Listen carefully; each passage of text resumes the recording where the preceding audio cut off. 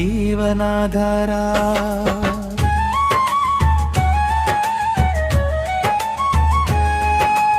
ఏడు కొండల మీద వెలసిన దేవా,